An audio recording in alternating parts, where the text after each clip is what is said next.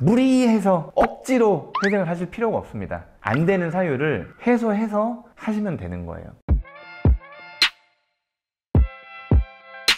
안녕하세요, 김윤상 변호사입니다. 오늘 말씀드릴 것도 원래는 제가 찍어놓은 동영상들에 나와 있어요. 댓글에 보면 내가 개인회생이 가능한가요? 이런 식으로 해서 많은 질문들을 남겨주시잖아요. 그런데 신청 자격 요거를 찾아가서 보시는 분들은 많이 없는 것 같더라고요. 그래서 오늘은 옛날에 찍은 동영상이 좀 오래되기도 했고, 오늘은 그 개인회생을 상담하면서 요런 분은 회생이 안 되고 요런 분들은 회생이 됩니다, 요런 기준을 저희가 설명해 드릴 테니까 많이 참고를 해주시면 될 것 같아요. 내가 개인회생이 되는지 안 되는지. 바로 시작할게요. 일단은 두 가지로 기준을 잡아봤어요. 첫 번째 뭐냐면 아예 안 되는 경우, 신청 자체가 안 되는 거겠죠. 그 다음에 두 번째는 법정 기각 사유에 나와 있진 않는데 사실상 이런 분들은 신청하는데 신청할 이유가 없다거나, 그죠? 아니면 신청 자체가 되기는 되는데 현실적으로 이런 분들은 신청하는 어떤 그 이익이 없다거나, 이런 거를 제가 한번 나눠가지고 말씀드릴 거예요. 첫 번째, 나는 개인회생이 되나요? 라고 했을 때 안 돼요! 라고 하는 것들이에요. 첫 번째가 뭐냐면 빚보다 재산이 많은 경우예요. 쉽게 말씀드리면 내가 빚이 한 1억이 있어. 상당한 빚이 있죠. 근데 재산이 2억이 있어. 그런 사람을 회생을 왜 시켜줘요? 법원에서. 그잖아요. 물론 그 재산이 부동산에 묶여 있다, 아니면 임대차 보증금이다, 뭐 이렇기 때문에 이 재산에서 내가 돈을 빼기 힘들다, 뭐 이런 거는 개인적인 사정이고, 이 사람의 어떤 이자라든가 아니 원금을 깎아줄 이유가 없잖아요. 채권자고 법원이고 조정해줄 이유가 없잖아요. 그러니까 이런 분들은 회생이 아예 안 돼요. 그러면 재산이 과연 뭘까? 라는 거예요. 일단 재산으로 하면 대표적인 부동산이 있겠죠. 예를 들어 내가 3억짜리 집이 있어. 근데 2억짜리 전세를 주고 1억 주고 산 거란 말이에요. 그러면 내 재산 얼마예요? 1억. 그죠? 그 다음에 내가 전세를 살고 있어. 전세를 살고 있는데 임대차 보증금이 2억이야. 근데 1억을 빌려서 은행에 대출을 받아서 1억을 냈단 말이에요. 그럼 내 재산 얼마예요? 1억. 그죠? 내가 누구한테 돈을 빌려줬어. 그럼 그 뭐예요? 채권이잖아요. 왜? 빌려준 사람, 채무자한테 받을 돈이 있는 거예요. 그래서 이 채권도 재산으로 봐요. 어떤 특정 개인한테 5천만 원, 1억을 이체한 기록이 있다. 그러면 이제 회생위원님들이 계좌이체 내역 달라 그런 다음에 이거 보다가 5천만 원이 누구한테 나갔어. 걔한테 빌려줬는데요? 그럼 그거 받으세요.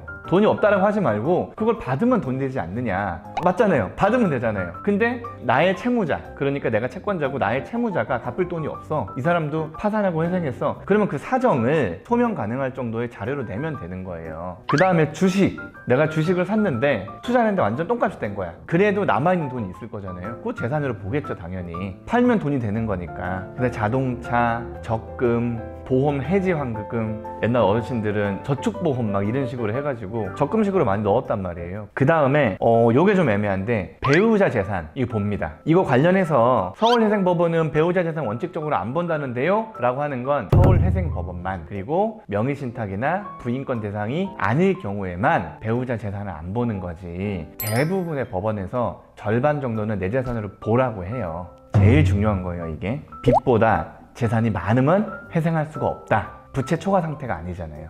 두 번째 뭐냐면 채무액에 관련된 내용인데, 담보채무는 10억, 무담보채무는 5억이에요.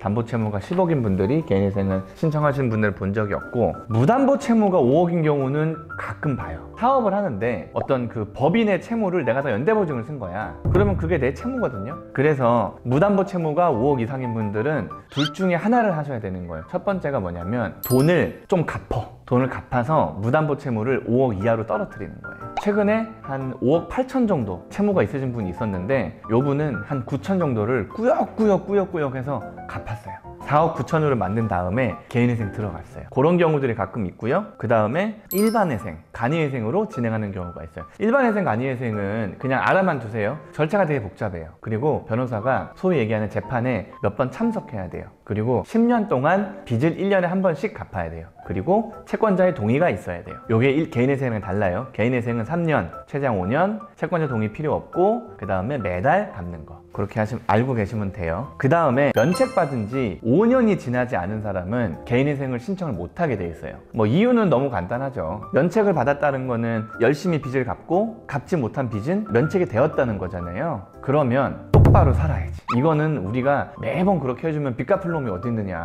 이거 안 된다 라는 어떤 법원의 강력한 의지? 한번 배려해줬으면 열심히 해야지, 왜 열심히 안 살아, 약간 이런 느낌이에요. 그리고 파산에서 파산은 7년이에요 파산 신청하고 면책 결정을 받은 다음에는 파산 신청을 하기까지는 7년이라는 세월이 걸리는데, 그 이외에는 다 그냥 5년이라고 보시면 돼요. 회생 면책 5년 뒤에 회생 파산 신청할 수 있어요.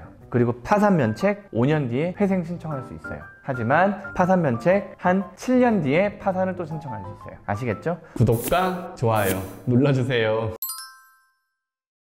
이렇게 3개 말씀드렸어요. 절대적으로 안 되는 거예요. 이건 첫 번째가 재산이 부채보다 많은 경우, 과다 채무가 아닌 경우. 두 번째가 채무액이 5억 이상인 경우, 담보 채무는 10억 이상인 경우. 그 다음에 세 번째가 면책받은 지 일정 기간, 통상 5년이에요 면책받은 지 5년이 안 지난 경우. 이렇게는 어떤 사정이 있어도 회생 신청은 할 수가 없습니다. 아시겠죠? 이런 분들은 회생 신청 안 된다, 이거 꼭 아셔야 돼요. 다만 이런 분들은 회생 신청을 해도 이익이 없다거나 기각 날 게 뻔하기 때문에 하지 말라는 거예요. 뭐 필리핀이나 인도네시아나 미국, 베트남 이런 데서 전화 오시는 분들 많아요. 무리해서 억지로 회생을 하실 필요가 없습니다. 안 되는 사유를 해소해서 하시면 되는 거예요.